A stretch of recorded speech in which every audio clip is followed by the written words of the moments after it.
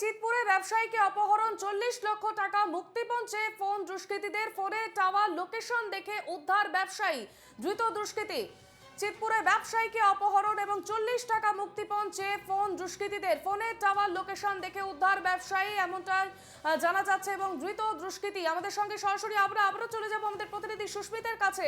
সুস্মিত, 40 লক্ষ টাকা মুক্তিপণ চেয়ে ফোন করা হয়েছে দুষ্কৃতীদের পক্ষ থেকে এবং ব্যবসায়ীকে অপহরণের ঘটনায়।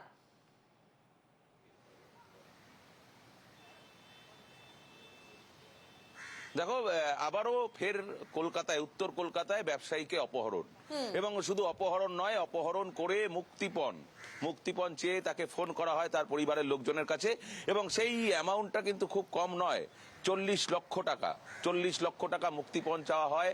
তারপরেই কিন্তু তার পরিবারের লোকজন সঙ্গে সঙ্গে স্থানীয় যে থানা রয়েছে সেখানে তারা চলে যান এবং সেখানে অভিযোগ করেন, এবং সেই জায়গা ধরে যেখান থেকে ফোন এসেছিল টাওয়ার লোকেশন দেখে সেই যে ব্যবসায়ী, সেই ব্যবসায়ীকে উদ্ধার করে নিয়ে আসা হয়েছে চিতপুর থানায়, এবং যারা উদ্ধার করেছিল তাদের কিন্তু বেশ কয়েকজনকে আটক করেছে, এমনটাই কিন্তু পুলিশ সূত্রে খবর রয়েছে।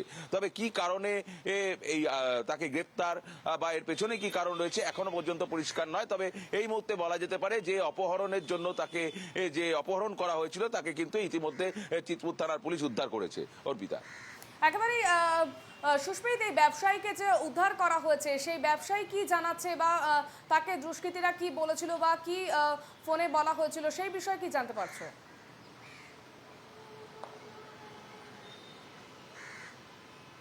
দেখো, এখনো পর্যন্ত সম্পূর্ণ বিষয়টা কিন্তু পরিষ্কার নয়। তার কারণ হচ্ছে ব্যবসায়ীর পরিবারের পক্ষ থেকে অভিযোগ দায়ের করা হয়েছিল, তার বাড়িতে একটা হুমকি ফোন এসেছিল, 40 লক্ষ টাকা মুক্তিপণ চেয়ে একটা ফোন এসেছিল, কিন্তু কে বা কারা এর পেছনে জড়িত রয়েছে সেই বিষয়ে কিন্তু পরিবারের লোকজন একদমই জানতেন না, যেহেতু আননোন নাম্বার ছিল এবং এই ধরনের ঘটনা ঘটেছিল, এবং যেহেতু সেই ব্যবসায়ীকে পাওয়া যাচ্ছিল না তারা মিসিং ডায়েরি করেছিল, এবং তারপর যেহেতু তুমি জানো যে সাধারণভাবে কোনো মানুষ যদি মিসিং হয়ে যায় তাহলে কিন্তু 24 ঘন্টা পার হতে হয়। 24 ঘন্টা পার হওয়ার পর কিন্তু পুলিশের কাছে অভিযোগ দায়ের করতে হয়।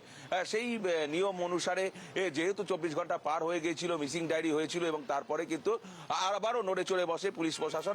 একেবারে নজর রাখবো সুস্মিত, এই বিষয়ে আমরা আপাতত ধন্যবাদ তোমায়।